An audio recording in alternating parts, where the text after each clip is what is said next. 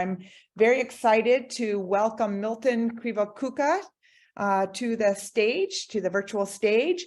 For those of you that maybe are in Southern California or have been at this conference before, he's probably a familiar face, and I am not seeing the screen with his face on it. Yeah, so just real quick. There we go with this. So with the overview of the session, we're going to have an hour presentation. And again, get your questions into chat. Then there'll be a panel discussion where Milton will be joined by another distinguished fellow.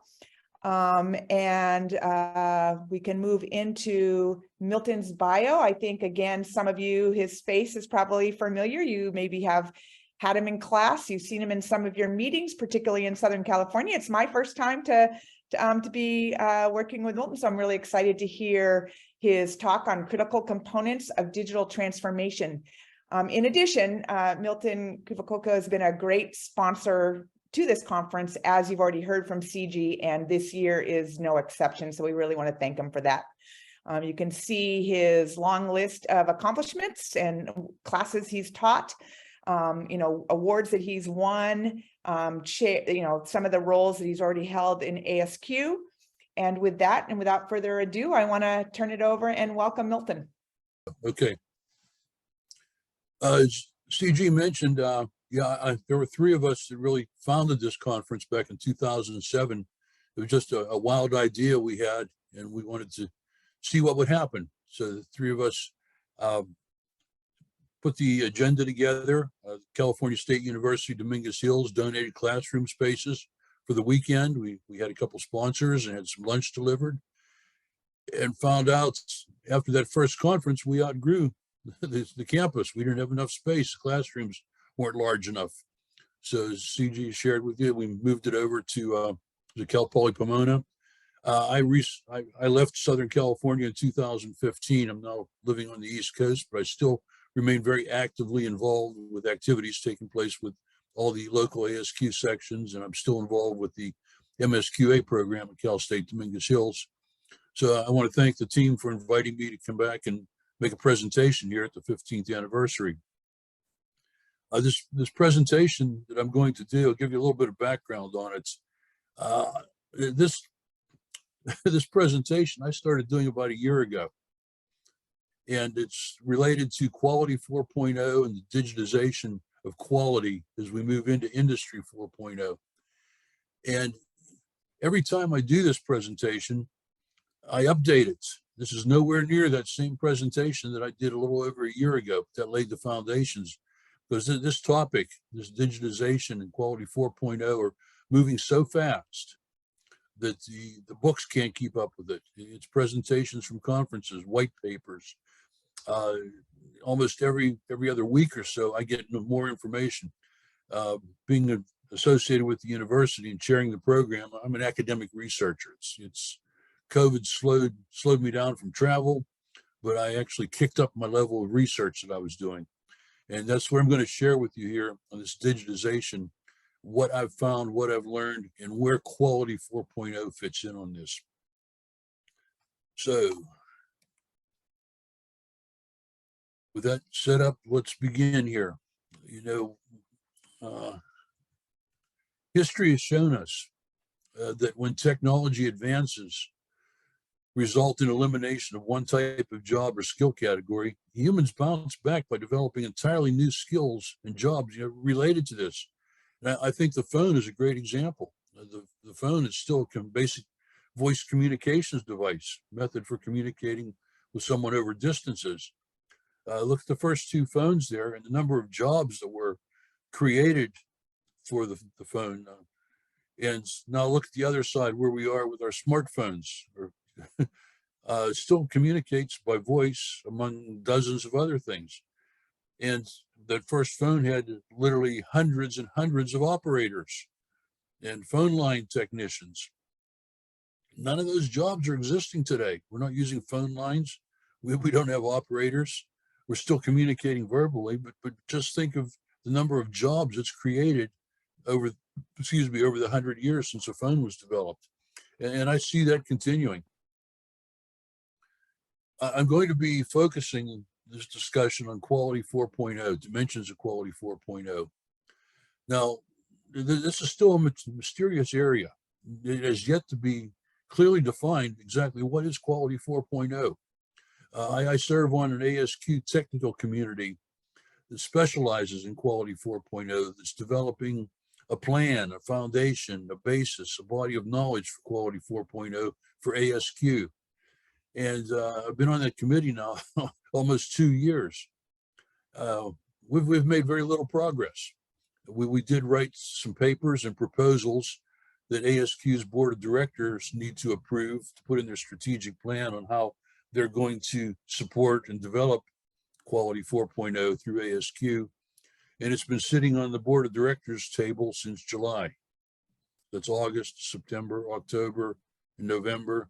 And they've put it on their November agenda again. So we're waiting to see what happens there. I'm jumping ahead. I'm already sharing with you what a lot of what that paper contains, and hopefully ASQ's board of directors will support it. And then this will get published, and you'll see more activities and more opportunities related to training and applying these concepts. Quality 4.0, as we know, addresses technical, social, personal, and managerial. All of these elements, well, they're all in our body of knowledge. They're all in our quality management system already. They're existing. They just need some new focus. And this is a term that we hear a lot of, digital maturity. And digital maturity is referring to an organization's ability to quickly respond to developments and shifting trends in technology. It requires investment in tools and human resources that can best leverage this new technology. That scares some people off. It scares some organizations when you say investing in tools and human resources. Well, the investment is not all monetary. Not all monetary. Just see the focus of the later part of my presentation. We're going to look at the human resources. Human resources. The people are already there, but there needs to be some investment in their skills, their knowledge, so that they can better support this digital maturity. And also, as we discuss digital maturity, really, what is it? It's different for every organization. They need to do a self-assessment and a plan so that they know when they have reached that level, how much digitization do they need? Some of them might already be there. Other ones might not be. And I keep looking at ASQ is notorious for conducting surveys with the Boston Consulting Group, and there's other major organizations that conduct surveys. And one drawback with surveys, they answer the questions that are asked. And if you don't ask the question appropriately, I don't think you get good information. I was really shocked when I saw the last survey where companies said they were very low, very early on in digital maturity, and they had a long way to go. And from what I associate with a lot of my students at the MSQA program, I attend a lot of these sessions, present webinars and local section meetings. And from what I'm hearing back from these organizations, they're already well on their way. They just don't know it. If they don't know, it's like, when I get there, I'll recognize it. Well, I don't think that's the case. I think some of them are almost there and they still don't know it. So this is where quality can come in, and you'll see that as a theme as I move through this presentation. Now, I've done a lot of reading, a lot of research, and these are the how-to books published by industry experts. Oh, and by the way, let me share something else with you here as I'm moving forward.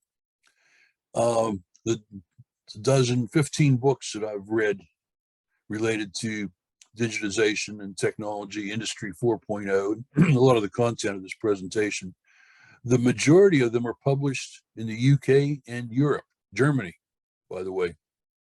Very few of them, very, very few are published by anyone in North America. Now, that's Mexico, United States, or Canada, which kind of tells me that we're lagging behind, at least in identifying the journey. But these are the guidelines that they provide here for your digital transformation journey. And I'm not going to read through all the bullet points. This presentation will be available to you.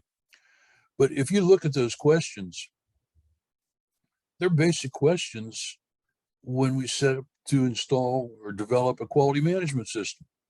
You know, how does the quality management system fit with the strategic direction, vision, and objectives? Where are we in our foundations of our quality management system? Do we have buy-in across the organization? What disruptive forces are getting in our way? You could put quality in here instead of digitization and technology, and you have the same set of questions. There's nothing really new here. They just need to be refocused and redirected in those areas to gather this data, to gather this information. And we as quality professionals, we have these skills. We've been down these roads before. Just becoming aware of it here and getting management to listen to us, I think would make a lot of progress in this area. And management today has a misconception as they hire these Generation Zs, I guess, or the that were born after 1995. They're just getting into the marketplace, completing their college, and they call them the digital generation. And a lot of the managers think that implies you have a proficiency in numerical applications. That's not true. In fact, some of them are even weaker in numerical applications and are still referred to the digital generation. So having this understanding and can help you to make sure that you establish good expectations, good foundations when developing your goals and objectives for digitization. On the technology side of digitization, data science seems to be the major driver. And these are the key areas of data science. But if you look at it, down at the bottom there, business intelligence, analytics, math and statistics, those are already in our quality body of knowledge. We're already proficient in those areas. The data engineering, you'll see it on one of my last slides I have about data. We as quality have got most of that area covered. There's a couple new additions to our body of knowledge related to data and measurement skills, measurement systems that will bring us up in line with data engineering. Machine learning, you'll see here in a couple minutes that is part of the process. It's not the foundations. You have to have some of these other areas in place first before machine learning can take place. That's maturing through the system. But this is what data scientists need to recognize and develop is they develop a digital journey. We as quality, we're here. We, with a little bit of help and in a couple of these areas, some slight modifications to our QBOC, we're ready to go. And I see this as quality 4.0. And they also focus on not only the technological factors, but the human factors. The human element is going to be a major part of quality 4.0 and the digitization of industry, part of the journey. We have not completely replaced the human elements. And transforming the culture. Digital transformation requires technology to develop a deeper understanding of business needs. Digital transformation involves changing the way organizations work. People, technological interactions. Aren't these all elements of what a quality management system is designed to do? The quality management system, changing the way organizations work, continuously improving a structured approach. The people, technology, interactions, that's process improvements, process development, and a deeper understanding of the business needs. Metrics, key performance indicators, measuring the right indicators and getting good data, realistic data that can make a difference. You know, this is the information age as well. And there's a lot of data out there. Which data do you need? How are you going to use it? How does it support the goals and objectives of the organization? That's what we're doing in quality. We've been doing that, for decades. Now, digital talent. Organizations are frequently saying that they don't have the right talent. They don't. They're looking for it. They need to hire the right people. Well, if they don't have the vision and identify the future skill requirements, you're never going to have the right people. You might have the right people and not even know it. And then undertake a skills gap assessment. We do gap assessments, quality. Now, how often do we get called to help HR do a skills gap assessment? Or better than that, technology, the data scientists should sit on one side of the table, HR on the other side, and we should be in between using our tools of quality, asking the objective questions of both sides, and then using our tools of quality to understand what the gap is. You know, how big is it? Is there a gap? In some cases, it might be frightening how large the gap is. In other cases, that they might almost be there. And then a plan to bridge the skills gap. We've been developing plans for years.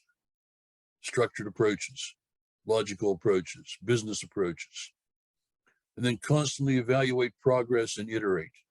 It's key performance indicators. Now, this digital talent, I took this right out of common. Well, it was said in several of the books that I read. Some of the wording was a little bit different, but the concepts were the same.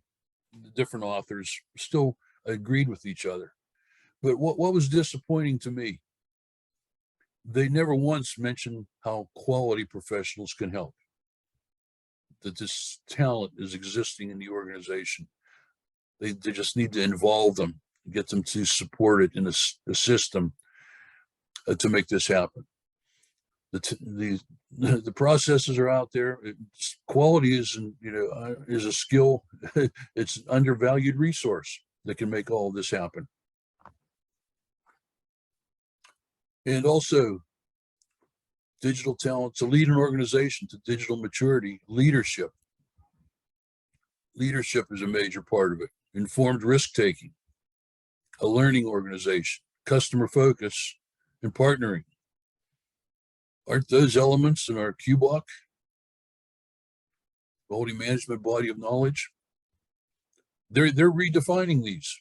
They're redefining leadership in detailed explanations, page after page after page, that's already out there.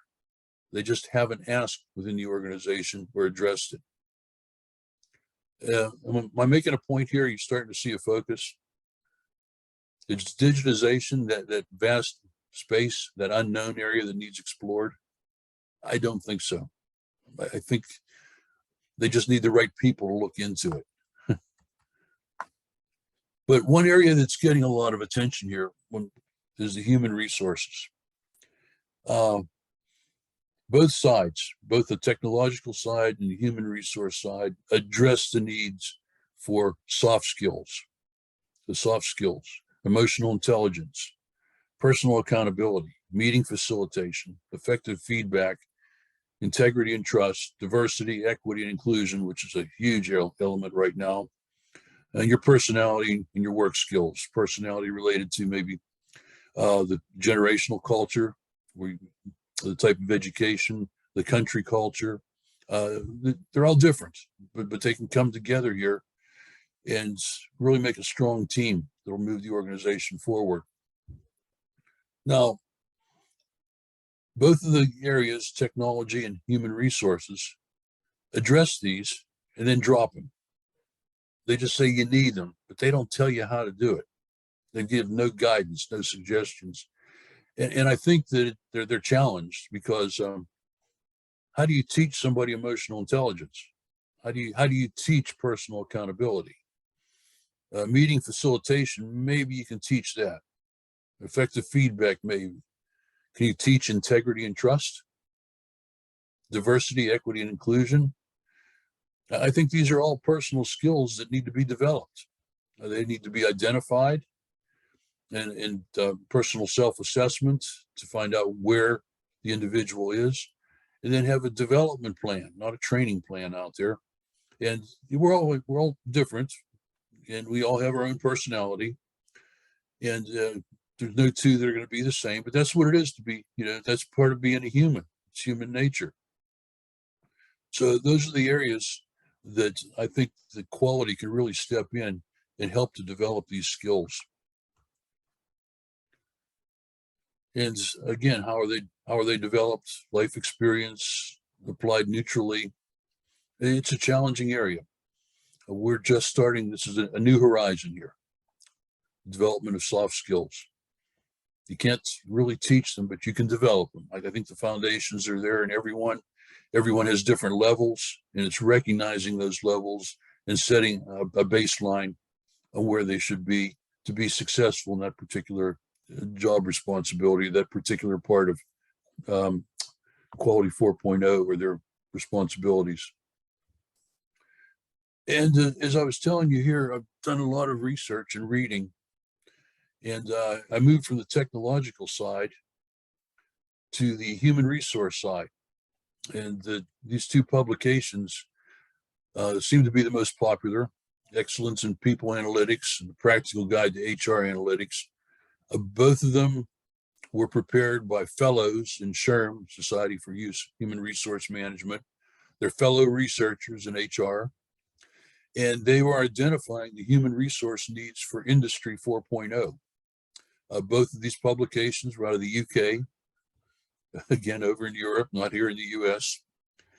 And I just paraphrased and shortened some of it. The first book went into a lot of detail about voice of the employee, not the voice of the customer, voice of the employee, unstructured data, labor and talent market data, collaboration and productivity data. And they're telling HR people, they spend a couple chapters on each of these on what this is and how to gather it. HR people had to learn all over again about unstructured data, analyzing market data, and collaboration and productivity data. Well, unstructured data and collaboration, we in quality, we've been doing that for 30 years. That's part of our normal job.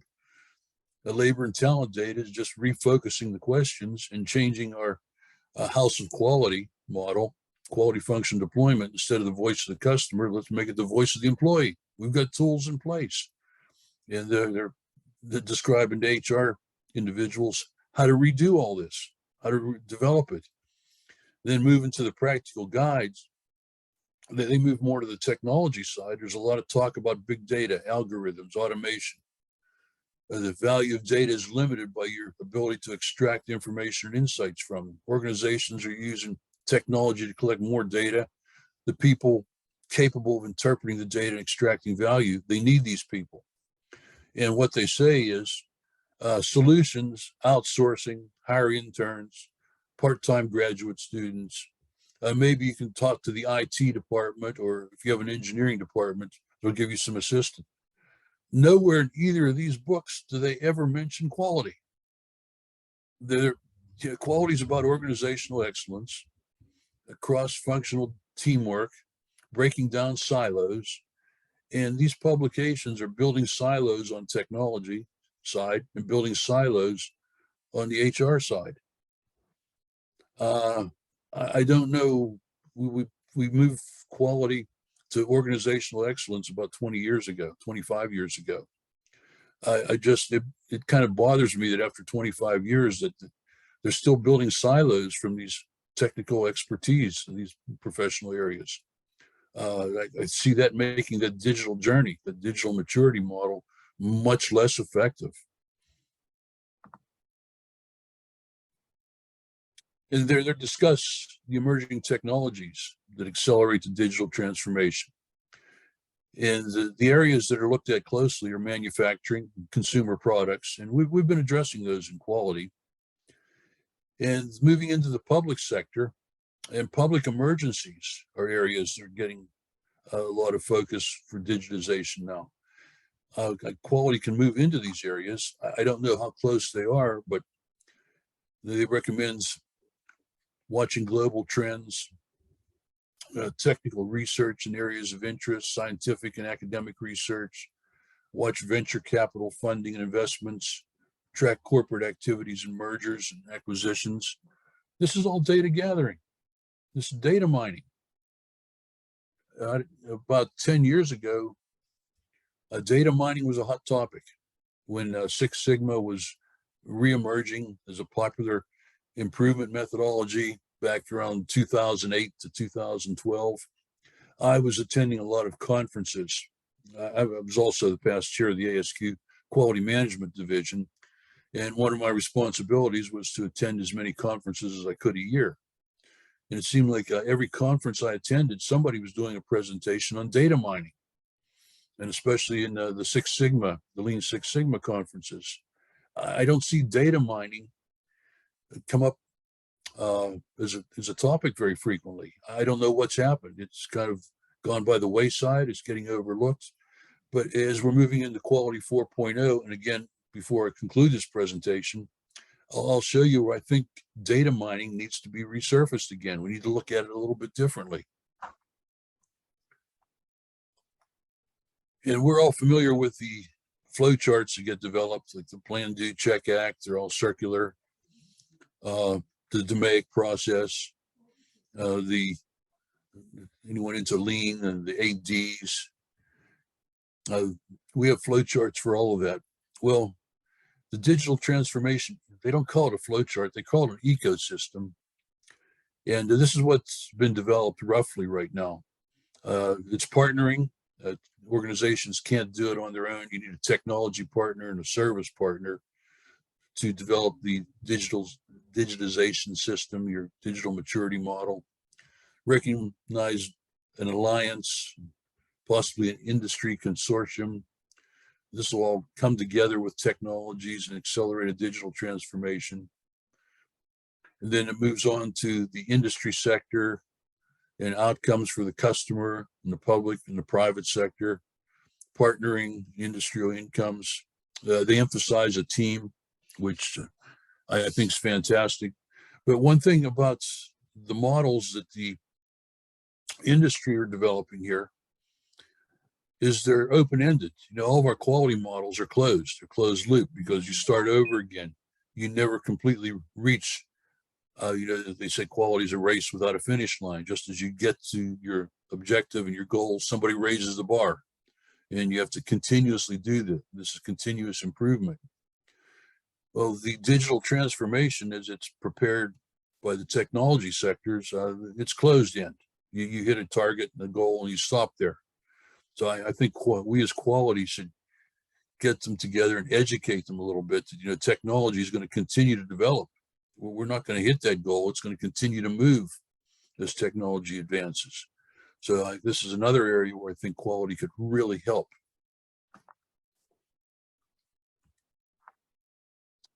In supporting technologies, this is a hierarchy here. Artificial intelligence is actually the bottom. It's utilizing computers to perform tasks that are generally accomplished with the help of human intelligence. And for the most part, most companies are doing that. Just about every company, people are interacting with computers. That is a form of artificial intelligence. Now, as they move forward, develop subsets of artificial intelligence, algorithms, they gather data associated with real world information. That is actually machine learning. It's not necessarily a machine shop, the production process. There's still machine learning, even if it is a service organization. And this is, again, where you're probably getting tired of me saying this is, again, where quality can help out with the large amounts of data, getting it down to the relevant data, what we need to make decisions. And now the very high end, the top of the pyramid is deep learning. It's a subset of machine learning, artificial neural networks, which can input data through multiple layers and extract progressively to higher level features. This is even a little bit beyond me right now. This is getting to such an advanced area. I don't think we're there yet. If any companies are, they're really advanced. They're probably operating in Germany or Europe somewhere with this deep learning. But it is a goal. It is a target. Just to give you some idea that almost every organization is at the artificial intelligence, the AI, and with the assistance of quality, they can move to machine learning. And then possibly that will open a door for their digital maturity model, the deep learning. That's the ultimate goal right now. And I can't emphasize enough, soft skills, team spirits, trustworthiness, assertiveness, self-confidence, communication, empathy, inquisitiveness, creativity. That's in our body of knowledge. We need to be aware of it, and it's not going to disappear. It's going to get even more stronger, even as we move into more artificial intelligence, more computer models. And just to give you some idea of where these transformations are leading to right now, it's all around us, but we never stop to be aware of it. You know, there are cities that are detecting gunshots, putting microphones in different parts of town, and they're running it through a computer network, and they're able to detect gunshots and dispatch police even before 9/11 calls through these artificial networks. Same with detecting crime sprees. Anyone that's been doing any, I noticed international travel and domestic travel, we're starting to pick up the passenger security systems, facial recognition, retina recognition. There are a lot of advances in these areas. Cybersecurity. And something behind the scenes is the MRO and industry and healthcare, ordering the supplies, tying them all together on networks. So this is all around us, and you know, it's making our life better. We feel more secure, more safe. They're doing it without really the aid of quality. So congratulations, we're not helping them there. But I often ask myself, if they did contact us in quality as they were developing these systems, how much better would they be? How much quicker would they be in place? Because I think using quality tools and methodologies and processes, these advances would be taking place much quicker, and the results would be much better. And what does that do? That's an improvement on society. We all benefit from that. I've encountered a lot of failures, a lot of digital transformation failures. And here's the common reasons that they post for them. Somebody checked the survey on a box or a PR advance. They filled out or dropped a card, and they were contacted and that this is what you need to do for your digital transformation. Or a C-suite, one of the executives visited a trade show, was impressed. Or a group of executives was lured to Silicon Valley or some other area where there were startups and innovation centers, and they were sold on it. Or management consulting company made a good sales pitch. Or some employees are very passionate about it. Well, I hate to do this, but it really dates myself. The company I worked for was one of the first companies to implement ISO 9001 back in 1994. In 1989, we implemented Phil Crosby's zero defects policy program. In our company, they were innovative. They wanted to move forward. They really weren't committed. They spent all this time and money on Crosby's program, zero defects. It was not the right program for our company. Our company was heavily engineering focused. We were all engineers, and Crosby had a good policy, a good program, but it just was not a good match for us. And they implemented ISO 9001, but management was never committed. All they did was complain about the cost. The cost of the quality system was too much, and we had the cost savings. We've also had some other programs where the consulting company came in and did their thing for a couple months and we're gone, and then everything died. So this is not new again. These digital transformation failures are not new. This has been through history of business, that they didn't do a self-assessment, they didn't establish a baseline, and really didn't get management on board and committed to it. And then the last one, employees are very passionate. And that you'd think that would be positive, right? Have them passionate about it. But when they do get to be passionate, they become emotional, and sometimes they lose perspective. And what we do in quality, being fact-based decision makers and gathering data, we don't let our emotions take over. We establish our limitations. You can get too passionate and too emotional and think you can conquer the world, but let's be realistic. Well, what can we afford to do? What do we have the resources to do? And we're the voice of reason. So These digital transformation failures keep adding up, and I'm looking at it and saying, there's nothing new here. We've been down this road before. And also they go into a lot of discussion about a business case transformation, defining the problem, establishing, define expected benefits, establish cost of the project, and so forth. Is this process familiar? This is basic project management here. Also, it aligns pretty much with the DMAIC, define, measure, analyze, improve, and control, define what your output's going to be. And they're publishing chapter after chapter of how to define a problem, chapter how to define expected benefits, chapter how to estimate the cost. We're reinventing the wheel. We're redoing it over again. And again, if quality would step in and say, hey, we're experts in this process here. Let's sit down, let us facilitate, and we'll establish our transformation journey. Ensuring success, knowing what we're trying to accomplish, complete the right proof of the concepts, organizational support, teams again, align your culture and hone it with your team skills. Do what you said, measure your progress, and scale cautiously. I don't think the data scientists need to develop and learn how to do all this. I don't think the HR people need to learn how to do all this. They've got enough of their own specific areas of responsibility and activities. We can step in. We're already proficient in these areas and help them out. And this is a digital journey, making it really look complex. A lot of terminology in there. It's not really all that complex.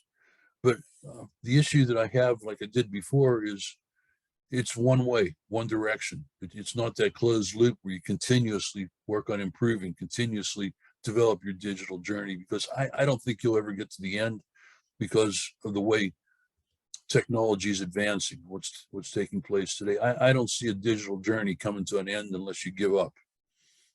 So there's always going to be opportunities to continue development there. Here's another area that they strongly recommend that I had real problems with. An organization developing a digital center for excellence and providing guidelines and models on how to have a digital center for excellence. Many organizations are doing this, but this is another silo in the organization, an independent area that operates independently, doing their own thing, and they rarely become cohesive. They can become cohesive internally, but they lose touch with the needs of the business. They're out of touch with what's happening in all the other areas. So the Digital Center for Excellence, I think that should be the quality department. I think that should be part of the quality function to keep it cohesive, to keep it in touch with the entire organization and keep moving forward. Quality is organizational excellence. I'm just throwing out a couple of ideas here, the direction that I think we do need to make some changes in our QBOC to support the digital transformation. Not many, not much, but these are the ones I think we should be looking at. Our QBOC is very large. It's anyone that's taken a CMQOE exam, 7 modules, and the 150 test questions, how thick the handbook is. It's all valuable information in there. But moving forward, as I'm calling the Quality 4.0 a paradigm for performance improvement, just to get the attention of managers. It's some terminology. When you mention paradigm, MBAs jump on it right away. That's what they talk about in all their MBA classes. So maybe we can get our management's attention to listen to us if we call it a paradigm. That's the intent here. The 4 areas are leadership, team building, because you just saw the importance of a team and leadership, and knowledge management. That's an area that Deming really emphasized in his theory and system of profound knowledge. It's getting a lot of attention now. In fact, I just attended a quality conference this week in Minneapolis. They met face-to-face the first time in a couple of years, and I presented a similar presentation there.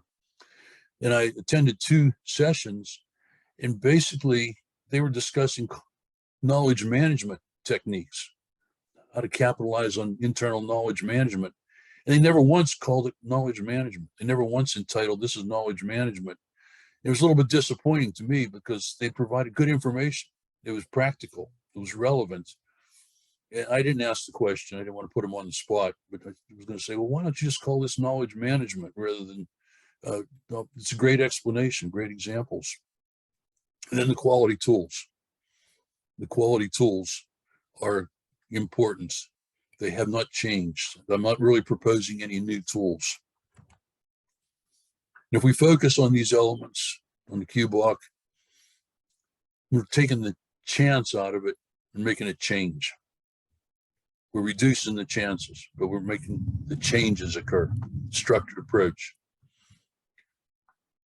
A couple of proposals. This is what I sent to ASQ to get their attention. Predictive analytics needs to be added to the body of knowledge. For those of you that aren't familiar with it, it's to foresee future events and situations, help decision makers take advantage of upcoming opportunities in a timely manner, or at least mitigate the impact of problems that are about to surface. This is a modified business version of design of experiments. It's taking some of the time and the laboratory work out of it and bringing it to the practical side. A modification to the body of knowledge design of experiments can include predictive analytics.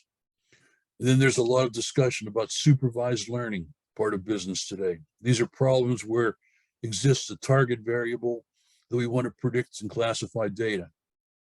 It's continuous and discrete data, measured and counted data. That's supervised learning. The explanations and examples are slightly different, and we need to modify our continuous and discrete data explanations and take them out of the pure statistics, take them out of the laboratory and put them in the data center, put it in the call center, put it at the front lines where the interactions are taking place, so that they understand that supervised learning. It's continuous and discrete data. And then there's unsupervised learning. Problems where there does not exist a target variable that we want to predict, but understand natural groupings or patterns of data. That's special cause and common cause variation. Only now, in the 21st century, it's unsupervised learning. This helps decision makers take advantage of upcoming opportunities in a timely manner, present, or at least mitigate the impact of problems they're about to surface. This is back to design of experiments again. I feel that we're there as quality. We need to step back and restructure some of our explanations so that they're more current to address these issues that are taking place in business today. And this is the data mining I was talking about. The data mining, we had predictive and descriptive. The predictive, as it was written 12, 15 years ago, primarily looked at regression. They didn't do much with classification, time series analysis, or prediction. This is that predictive analytics. So the data mining, the predictive side, to add classification, time series analysis, and prediction to it. On the descriptive side, summation and association rules are in place. Clustering is something to look at. I'm going to show you an example of that shortly. In sequence discovery, these are areas that need to be addressed and focused. And I think that would be helpful, especially in Six Sigma projects related to digitization. And data for analytics, if you look on the left side, anyone that's a green belt or black belt or engineer, you know that we have categorical data, nominal and ordinal, numerical data, interval and ratio. Those have been around for forever. But we don't talk about textual data. This is new. Multimedia, images, audio, video, the markup language, the data that's being gathered from the social media, chat rooms, blogs.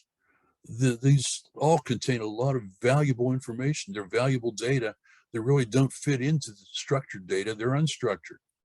So this is another area that I think the quality body of knowledge could use some attention on. Quality tools. I'm a very strong advocate of using quality tools. Some slight changes, the way they're used, applied, the content, because look at this. There's a scatter diagram, but this is a clustered scatter diagram. You don't see this in any of the handbooks for the CMQOE or the Six Sigma, Green Belt, Black Belt, or the CQE, or even the auditor.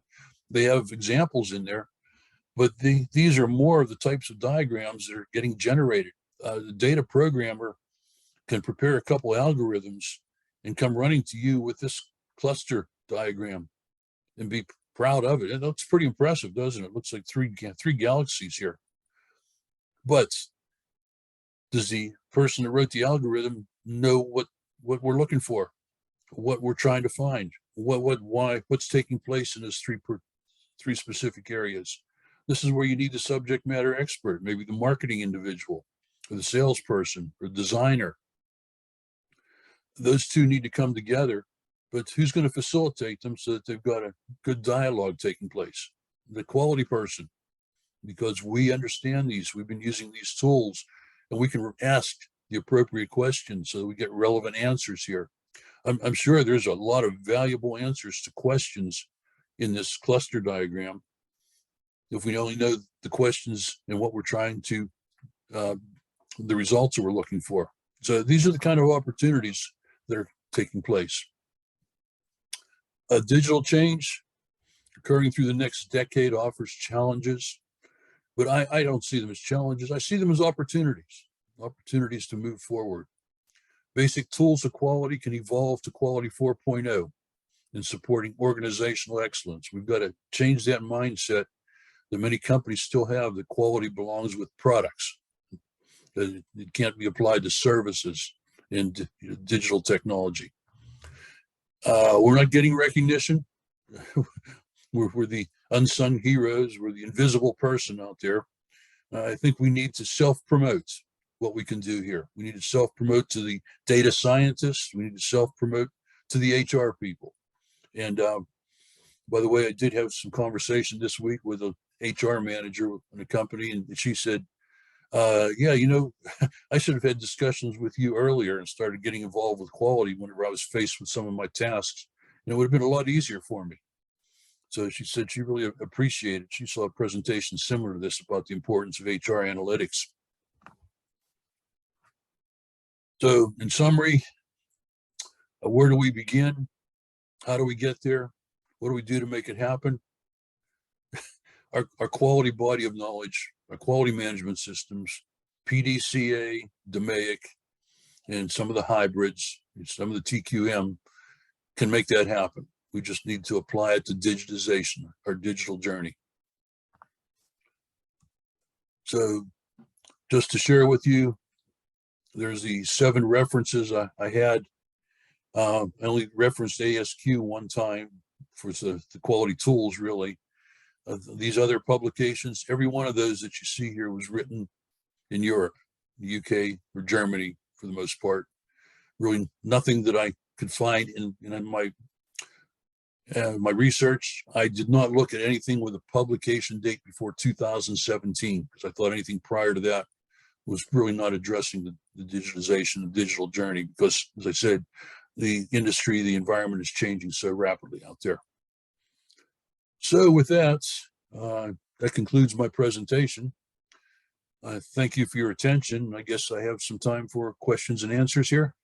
Actually, I believe at this time, Milton, thank you so much. I think shared a lot of information with us. I believe we're going to bring Michael Majenovic on as a fellow to kind of host a conversation with you. And you can see up on the slide, we have Michael's bio, again, with a lot of experience in senior leadership with different quality tools. You can see some of the different initiatives he's been involved in related to quality and business systems. And also with the statistics division and data science, some of the stuff you've been talking about. So with that, I want to bring Michael to the stage to sort of moderate this discussion. And there are some great some comments, and I think some questions that are in the chat that will be feeding into this panel discussion. Okay, good morning. There's Michael. Hello. Good morning. Welcome. It's good to connect from Canada. Hopefully you guys have a better weather than we have here. It's good to be. I would like to first thanks for opportunity to be part of this conference. I'll be presenting later during the day. It was always exciting to listen Milt. Although we have a bi-weekly meetings, and let's do a little bit promotion for Statistic Division. We have bi-weekly meetings as a part of Data Science Interest Group. And I would like to invite everybody who is a part of ASQ.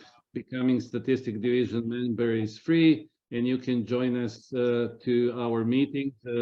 When I do presentation, I'll share my ASQ email where you can send the part to become part of the playground for data science.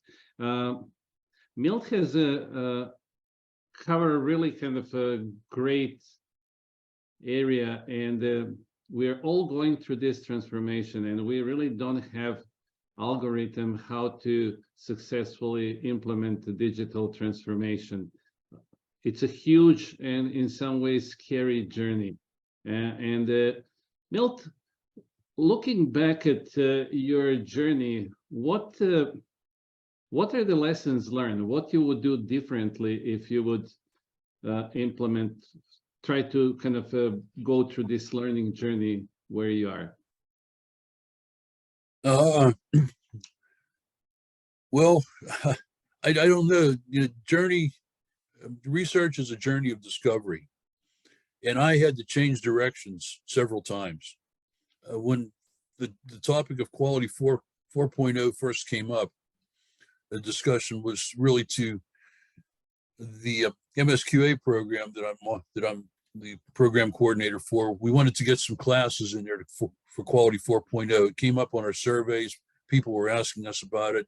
So I really wasn't quite sure what to do. So I went into technology, and that's where I started doing research. And then as I started to research, I found quality was not into the technical side. So I changed directions to the HR side and found quality was not there. It was a journey of discovery. I don't know that I would do anything different at this point right now as I set out there, but I got a lot of surprise results that I've shared with you here. And my biggest surprise was it's really nothing new, nothing we haven't done before. We just need to modernize our language to be more technically, to address the technology issues more. And we've got to get away from those basic statistics and the terminology that's been in place for the last 40 years, because it's not the same market. It's not the same world out there. And we've got to speak to that world in their language. Good, thank you. Christopher, if you don't mind, text me just or send me some questions, because I don't have visibility to the questions. No worries, we can help read them out for you. Sure. In the meantime, kind of another question, since you're at university and I work at university as well, kind of what do you think that, or if you put the scorecard for university, how they teach quality and quality 4, what are opportunities and what educational institution can do to speed up this transformation? Educational institutions, yeah, they're the ones we need to look to. I'm hesitating a little bit here because at lunchtime I'm going to do a little presentation as the sponsor of this program. I was allotted 15 minutes during the lunch presentation. I was going to share with you at lunchtime what Cal State University Dominguez Hills is doing. We are, well, I'll say it now, we're moving in the digitization area in the quality program. We're coming up with some new models of classrooms. Instead of the full semester type classes where we're developing specific kind of like lunch and learn, 2-hour sessions, 3-hour sessions. We're putting together an entire portfolio for managers and also for employees to make them more aware of what's taking place in very short but intense sessions to raise awareness. And that's really what we're trying to do, is make people aware that these opportunities are out there. It's not, a mysterious universe. It's not a completely uncharted area when we talk about digitalization. It's really well defined, and we just need to step back and do a self-assessment, analyze where we want to be and where we are and how we fit into it. So I know there's a couple universities on the East Coast that are doing this, one in New York and one in Georgia. I heard that we're the first ones on the West Coast that are going to be doing these types of programs, but I think it's going to catch on, and you're going to be seeing more of it, so that it'll allow the executives some time, long lunch, to really take a couple of these classes and understand what's taking place and what kind of questions, what kind of employees to recruit based on the type of educational background that they are getting. It's not as black and white as it was before. As you said, there's a lot of gray areas out there in the undergraduate curriculum. So I don't think the curriculum needs to be changed any, but the managers need to understand what the students are learning. Excellent. Thank you. Great feedback. Christopher, do you mind to read I have a prompt to link to the Google No worries. Drive. If you just read the question. Absolutely. So we had somebody ask from Brian, traditionally organization level changes needs are identified by top management. With technology, top management often knows the least about tech. How have you seen successful organizations address this? Often the most experienced manager has the least experience with cutting edge business technology. I've got to be straightforward with you. I haven't seen organizations do this yet. I've been making presentations now for about a year, and I keep stating the fact, if you've got a success story, I'd be happy if you'd share it with me. The feedback that I'm getting, just like you say, the managers are afraid of it. They don't know what it's all about. They're trying to avoid it. They really don't understand it. And unfortunately, maybe that's the next step in my journey, is to try to find some successes. And the next time I update this presentation, I'd like to have some. I'd like to really sit down and discuss with the managers, if not the managers, the people that did the work. And some of the feedback I did get from recent presentations are some quality people have been engaged, and they've been tasked with developing a digital journey, but they haven't been given any guidance. They've just said, okay, we need a digital maturity model, go and do it. Kind of like back in 1994, when the company that I work for said, we want to be ISO 9001 certified. You're the quality manager, go and make it happen. I didn't even know what ISO was at that time. And I think that's kind of this digital maturity is what's happening right now. So it's an area that can be developed, and that's what I try to do, is lay some foundations here in this presentation. Yeah, and as a follow-up, have you seen any, I know you haven't said you've seen a successful one, but have you seen anyone use any new technology in trying to incorporate some of these ideas? No, I haven't, not yet. As I said, the only feedback I've really gotten was from a couple of people who said they were tasked with it and appreciated what I shared with them.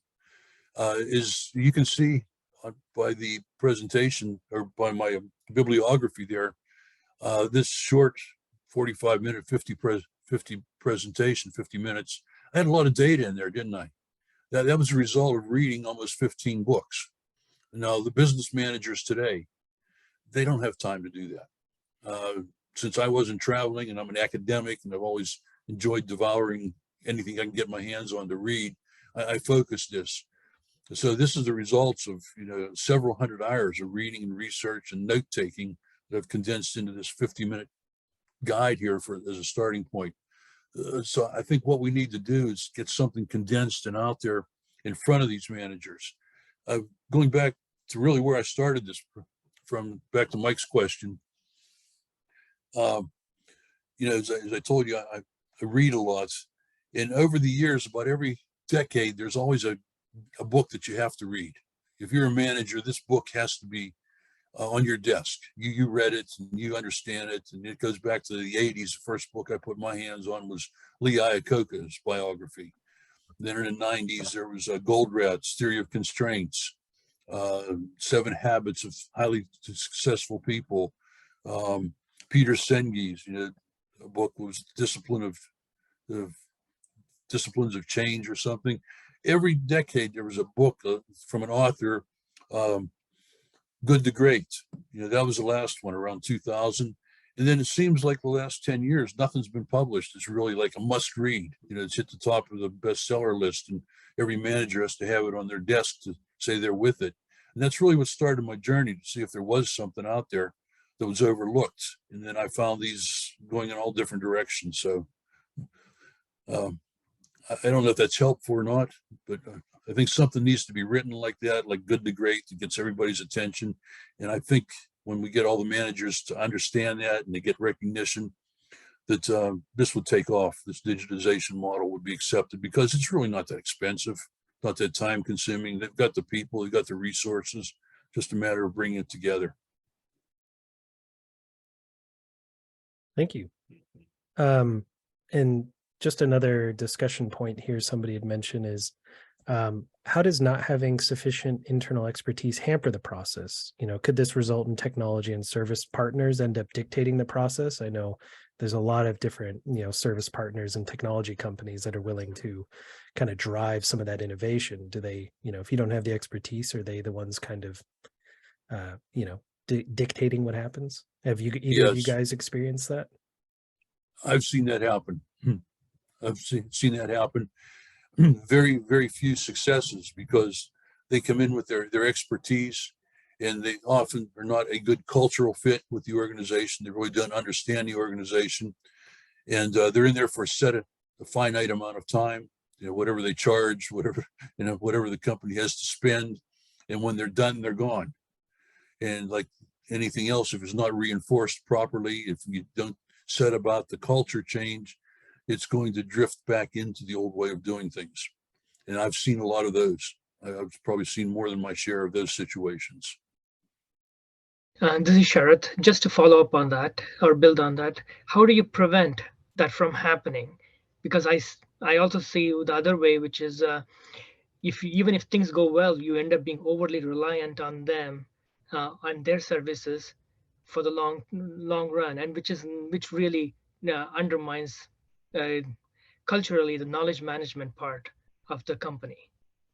Yeah, that's getting a little bit off topic here, but it's a good question. It's very valid. And, you know, there are various change models out there on how to implement change and how to do it over time, to initiate processes that really cannot be performed unless they're performed differently, you know, in that area that you want the change to be.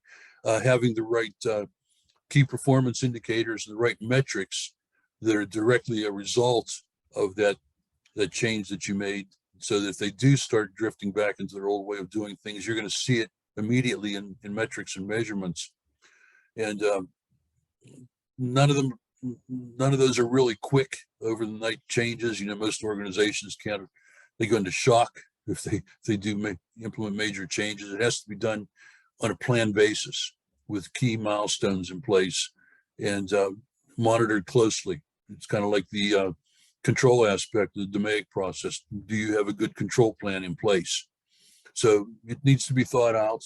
It's like I told you about my organization that I work for, when they implemented Crosby's Do It Right the first time. And it was a company primarily of all engineers. And Crosby's Do It Right the first time, and without his metrics and measurements, would have been better off. Would have had a Duran's model in there. I think would have been more successful. It's just not a good cultural fit. We went through like 6-week training classes, an hour a week, and we had assignments and everything. And when it was over, we went right back to doing the things we were, you know, the program's over. It didn't change us at all. I was management science, statistics, so I was like an engineer, and just went back to doing the old way of doing things. So yeah, there are ways. Things, change can happen, but you need to recognize them and see that you're making progress and reinforce them. And I see it happening. I see it working. But if you just have someone come in and they have a finite amount of time and do a blitz, Kaizen blitz or whatever, they finish up and got results and okay, pay me and I'm gone.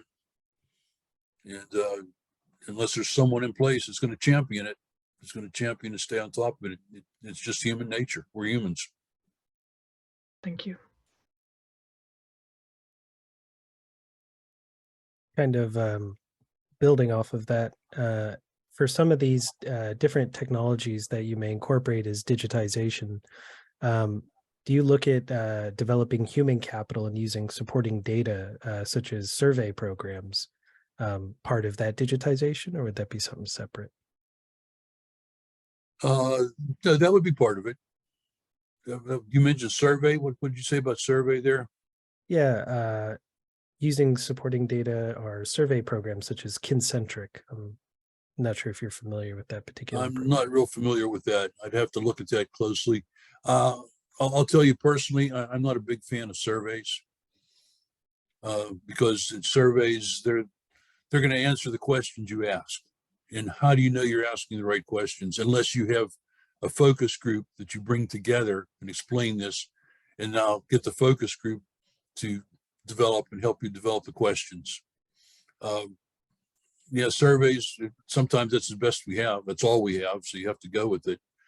But I think surveys should be used in complementary to something else, some other type of data gathering, some other tools that we use, depending on the situation. You know, we could use almost any of them, but they should use to complement each other.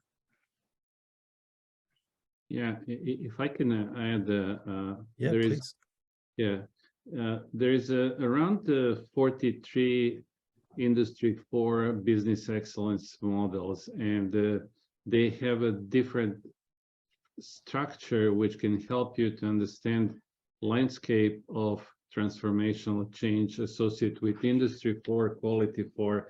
I look at Industry 4 and Quality 4 as a synonym in some way, but you have it's so huge, and I can reflect on my I see parallel, and I'll be talking in my presentation about that, but between deployment of either ISO or Six Sigma within organization and this industrial transformation. The only major difference is that complexity of change and the size of change is so huge.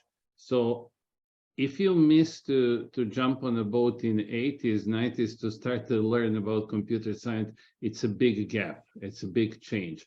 So if I look at the just general deployment of Lean versus Six Sigma requires much more investment, more complexity in learning and so on. And Industry 4, it's really kind of step change, and I'll be talking about that. But there is a step change in the value as well.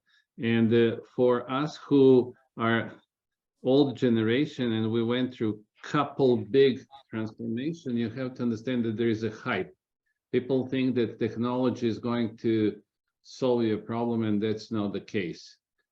It's really kind of a combination of people, processes, and technology, platforms, and everything else which is required to successfully deploy. But I'll be, as I mentioned, talking a little bit about that in my presentation. One, just kind of to share with you a good source, one of the best practical models that I run is a series model from Singapore Chamber of Commerce, which is developed by Singapore Chamber of Commerce in partnership with the World Economic Forum. And it's really simple, practical, down to earth. German model is much more sophisticated engineering. This is really kind of a very simple model. And if you get a chance, kind of you can, I think that I'll probably talk at the World Conference about that kind of in a similar presentation. And similar thing, what Milt is doing is really kind of you start with one presentation and you're not building new presentation. You're just kind of sharing learning kind of that we do. And as I say, kind of our bi-weekly meetings are kind of a really great opportunity to learn. And it's not about, we don't talk about technical skills. We talk about change management, different dimension of Industry 4 and Quality 4. I'll stop. This is great. I know we're getting to the end of our session, and want to thank both of you for the insightful information that you've been sharing and some of the questions. We want to keep this dialogue going. I know there is a question coming in. Are there links to find the models in Germany and Singapore? And maybe each of you could just give us a closing comment before we close out this session, and we have a jam-packed day to move to our next session. Great. Milton, you Okay. wanna go first? All right. Well, I hope I stimulated some thought process here. I hope to help you become more self-aware of just the skills that quality people have and how much more we can contribute to organizations. I think we've kind of been put into our own silo, which we do not belong. Yeah, we started with quality and products, but we can do so much more for organizations. And I think we have to sell ourselves. I hope this was a thought-provoking discussion. As I say, it's going to be updated. I'll probably do this again a couple times next year, but I'll keep adding to it. So it's never exactly the same presentation. And thanks for your time. That's great. We all look forward to that as we come along. And Mike, I know you're going to speak later on, but some closing comments just to this topic.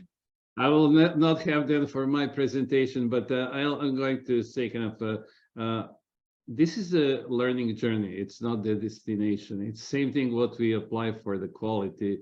I was using this line whole my life, and it's really kind of, if you enjoy learning and growing, this is the right time to be young like Milton and I.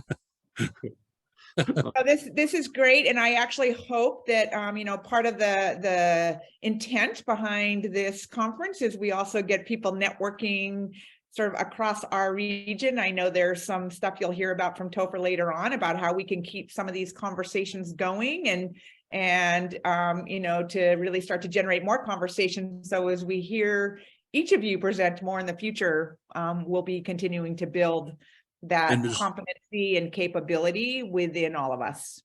So thank you both very much.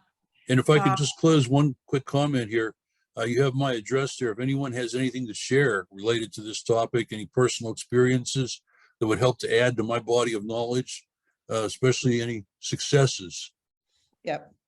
So I'd like to hear some successes. All right, that's what I'm looking for now. Yeah. Yeah, Absolutely. Thank you. We will be putting again the survey in the chat, and that's definitely the best way to receive any additional information after this conference. I think, Milton, you offered to share some of your slides with us as well as your contact information so people can reach out to you about hopefully some success stories as they come up in this field. Yeah, I'll send you the PDF of this presentation. Perfect. I'm sure a lot of these people would love that. Great. Well, thank you all very much. Again, a lot to continue in conversation about.